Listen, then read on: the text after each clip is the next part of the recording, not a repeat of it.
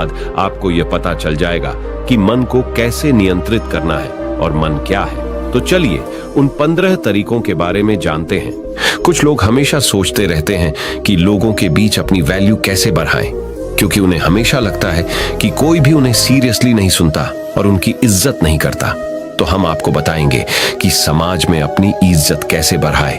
इस वीडियो को देखने के बाद आपको किसी से पूछने की जरूरत ही नहीं पड़ेगी कि लोगों के बीच खुद की इज्जत कैसे बढ़ाएं। वो कहते हैं ना कि इज्जत गंवाने में सिर्फ कुछ घंटे लगते हैं, लेकिन इज्जत बनाने में काफी समय लग जाता है। ये समय महीनों में भी हो सकता है और सालों में भी। जिस व्यक्ति को समाज में इज्जत नहीं मिलती, वह हमेशा अप्रसन्न रहता है और मानसिक रूप से कमजोर भी होता जाता है। इसलिए इस बात का पता होना बहुत ही जरूरी है कि सोसाइटी में अपनी वैल्यू कैसे बढ़ाएं, ताकि आप खुद में सुधार करके ऐसा करने में कामयाब हो पाएं। कुछ लोग वैसे तो अच्छे खासे होते हैं, लेकिन उन्हें अपने खुद के महत्व का पता ही नहीं होता। अगर वो खुद में थोड़ा सा भी सुधार कर लें तो उनकी वैल्यू काफी ज्यादा बढ़ सकती है। लेकिन वो कुछ जरूरी बातों को इग्नोर करते हैं, जिस वजह से इतना सम्मान हासिल नहीं कर पाते। यहाँ हम आपको स्वयं की वैल्यू बढ़ाने के जो उपाय बताएंगे, उन्हें मानकर एक ऐसा आदमी भी अपनी खास इज्जत बना सकता है जिसमें फिलहाल कोई भी खूबी ना हो। किसी भी व्यक्ति को अगर सम्मान न मिले तो वह हीन भावना का शिकार हो सकता है। लेकिन जैसा कि हमने आपको बताया, इज्जत कमाने में समय लगता है। सिर्फ ये सोचने से कुछ नहीं होगा कि सोसाइटी में अपनी इज्जत कैसे बढ़ाए। आपको इसके लिए समर्पित होना पड़ेगा। चलिए जानते हैं कि अपनी खुद की वैल्यू बढ़ाने के लिए क्या करें। पहला उपाय, अपनी पर्सनैलिटी डेवलप करें। बेढंग तरीके से रहने वाले व्यक्ति को लोग कभी भी इतनी इज्जत नहीं देते। जो लोग साफ सुथरे और फिट रहते हैं, उन्हें लोग अलग ही नजरिए से देखते हैं। इसलिए सबसे पहले अपने व्यक्तित्व में सुधार लाने की कोशिश करें। अच्छी पर्सनैलिटी कैसे बनाएं? हमेशा नहाए धोए रहें, अच्छे कपड़े पहने और अपनी दाढ़ी व बालों को सेट करके रखें। सबसे पहली चीज आपका दिखावा ही होता है। आप चाहे कितने ही ज्ञानी क्यों ना हो, अगर ढंग से साफ सुथरे नहीं रहते तो लोग आपको इग्नोर करना ही बेहतर समझते हैं। इसलिए कोई आपकी इज्जत नहीं करता। तो चलिए बढ़ाते हैं हमारे दूसरे उपाय की तरफ। दूसरा उपाय, किसी से डरे नहीं। अगर आप सोच रहे हैं कि लोगों के बीच अपनी इज्जत कैसे बढ़ाए, तो आज से ही डरना छोड़ दें। आपको भगवान श्री कृष्णा की उस बात पर ध्यान देना होगा जब उन्होंने कहा था कि कोई आपको मार नहीं सकता, कोई आपका कुछ बिगाड़ नहीं सकता। बस आप कोई गलत कार्य ना करें। अपने अंदर के डर को कैसे दूर भगाए, आपको भी ठीक ऐसा ही करना है। आपको समाज को दिखाना है कि आपके अंदर किसी चीज को लेकर खौफ नहीं है। आप सत्य और न्याय के लिए हमेशा सच बोलने को तैयार हैं। खुद को मजबूत दिखाओगे तो अपने आप को ज्यादा सम्मान दिलवा पाओगे। निडर लोगों का लोग खुद सम्मान करते हैं। तो चलिए बढ़ाते हैं हमारे तीसरे उपाय की तरफ। तीसरा उपाय, हर समय उपलब्ध रहना छोड़ दीजिए।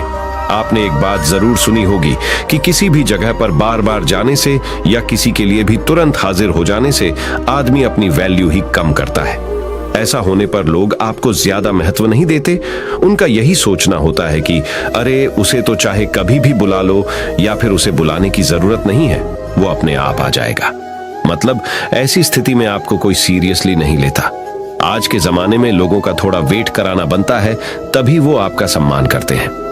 तो चलिए बढ़ाते हैं हमारे चौथे उपाय की तरफ। चौथा उपाय, अपनी जुबान को पूरा करें। आज के दौर में बहुत ही कम ऐसे लोग पाए जाते हैं जो अपने द्वारा किए गए वादों पर खरे उतरते हैं। अगर आप सोच रहे हैं कि अपनी वैल्यू कैसे बढ़ाएं, तो खुद को ऐसा बनाइए कि लोग आप पर तुरंत विश्वास करने को तैयार हो जाएं। कहने का मतलब यह है कि अपनी जुबान को हमेशा पूरी कीजिए। आपने लोगों के सामने जो कुछ भी करने को एक बार कह दिया तो समझो कह दिया। अब आपको वो काम पूरा करवाना ही है। ऐसे व्यक्ति को लोग बहुत ज्यादा महत्व देते हैं और सभी उसकी इज्जत करते हैं। तो चलिए बढ़ाते हैं हमारे पांचवें उपाय की तरफ। पांचवा उपाय, सामाजिक कार्यों में बढ़ चढ़ कर हिस्सा लें। गांव या शहर के सभी लोग आपको कब पहचानते हैं? जब आप सामाजिक कार्यों में हिस्सा लेते हैं और वहां अपने काम के दम पर अपनी उपस्थिति दर्ज करवाते हैं। सोसाइटी में अपनी इज्जत बढ़ाने के लिए ऐसा करना बहुत जरूरी है। यही वो मौके होते हैं जब आप सब लोगों की नजर में आते हैं। लोग आपके काम से प्रभावित होते हैं और उनके मन में आपके लिए इज्जत बढ़ती है। जब भी गांव या शहर के लिए कोई धर्म का काम या लोगों की सेवा करने का मौका मिले तो जरूर करें। तो चलिए बढ़ाते हैं हमारे छठे उपाय की तरफ। छठा उपाय, समय का सदुपयोग करें। अगर आप जानना चाहते हैं कि अपनी एक अलग शानदार रेपुटेशन कैसे बनाएं, तो समय को खराब करना छोड़ TDH दें। हमने बहुत से ऐसे लोगों को देखा है जो अपने जीवन को इतने अनुशासन के साथ जीते हैं कि उनकी बराबरी करना मुश्किल है। यकीन मानिए, हर व्यक्ति ऐसे आदमी की इज्जत करता है। अगर आप अपने समय को यूं ही बकवासबाजी में खराब कर रहे हैं तो कोई भी आपको पसंद नहीं करेगा। सब आपके बारे में ताने ही मारेंगे। इसलिए खाली समय में भी कोई ऐसा काम करें जिससे आपको नहीं तो कम से कम किसी दूसरे को लाभ हो। तो चलिए बढ़ाते हैं हमारे 7वें उपाय की तरफ। 7वां उपाय, कामयाब बने। अगर आप किसी भी क्षेत्र में सफल हो जाते हैं तो लोग आपकी खुद ब खुद इज्जत करने लग जाते हैं। फिर आपको किसी से जानने की जरूरत ही नहीं कि अपनी इज्जत कैसे बढ़ाए, क्योंकि आज के दौर में लोग सिर्फ कामयाब लोगों की ही कद्र करते हैं। जीवन में सफल कैसे बने, आप चाहे कितने भी पढ़े लिखे क्यों ना हो, अगर आप सफल नहीं हैं, आपके पास कोई अच्छा जॉब नहीं है या आपका कोई बिजनेस नहीं है, तो लोग आपको पूछते तक नहीं हैं। इसलिए जितने भी युवा हैं वो सबसे पहले अपने करियर पर ध्यान दें। सफल हो गए तो लोग अपने आप रिस्पेक्ट करेंगे। तो चलिए बढ़ाते हैं हमारे 8वें उपाय की तरफ। 8वां उपाय, दूसरों से ज्यादा नॉलेज हासिल करें। अगर आप अपने मोहल्ले या गांव में सबसे ज्यादा सम्मान पाना चाहते हैं तो आपको अन्य लोगों की तुलना में ज्यादा ज्ञान हासिल करना होगा। आपको अपने आप को हर तरह से अपडेटेड रखना होगा ताकि जब आप बोलें तो सभी लोग ध्यान लगाकर सुने। इसके लिए आप टीवी पर न्यूज वगैरह देखते रहें और न्यूज़पेपर्स वगैरह पढ़ते रहें। जो व्यक्ति जितना ज्यादा ज्ञानी होता है उसे लोग उतना ही ज्यादा पसंद करते हैं। तो चलिए बढ़ाते हैं हमारे 9वें उपाय की तरफ। 9वां उपाय, बेबाकी से जवाब दें। आज वो दौर है जहां कमजोर व्यक्ति को तुरंत दबाने की कोशिश की जाती है।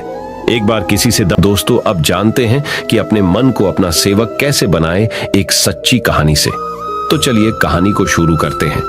एक बार एक राज दरबार में एक कलाकार आता है और इस कलाकार की खासियत ये थी कि जब भी यह कलाकार अपनी कलाकारी दिखाता तो ऐसा कोई भी व्यक्ति नहीं होता था जो इसके कलाकारी को देखकर हंसे ना।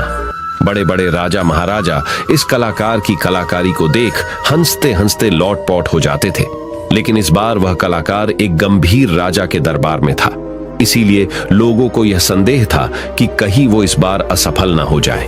वह कलाकार अपनी कलाकारी दिखानी शुरू करता है और वही होता है जो हर बार से होता आ रहा था। राजा का हंसते हंसते बुरा हाल हो जाता है। वह राजा उस कलाकार को कलाकारी देख इतना प्रसन्न होता है कि वो इस कलाकार को मुंह मांगा इनाम देने के लिए तैयार हो जाता है। हमें यह बात हमेशा याद रखनी चाहिए कि अधिक खुशी में लिए गए फैसले अक्सर गलत साबित होते हैं।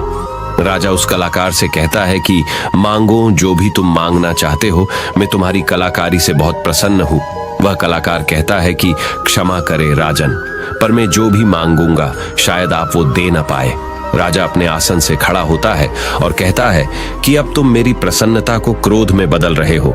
क्या तुम्हें मेरी द्वारा कही गई बात पर संदेह है? अब राजा अपने अहंकार को बीच में ले आता है और जहां भी अहंकार बीच में आ जाता है वहां काम बिगड़ना निश्चित है। फिर वो कलाकार राजा से कहता है कि नहीं नहीं राजन, मुझे क्षमा करें, मेरे बोलने का मतलब ये नहीं था, बल्कि मैं तो बस ये कहना चाहता था कि आप इस बात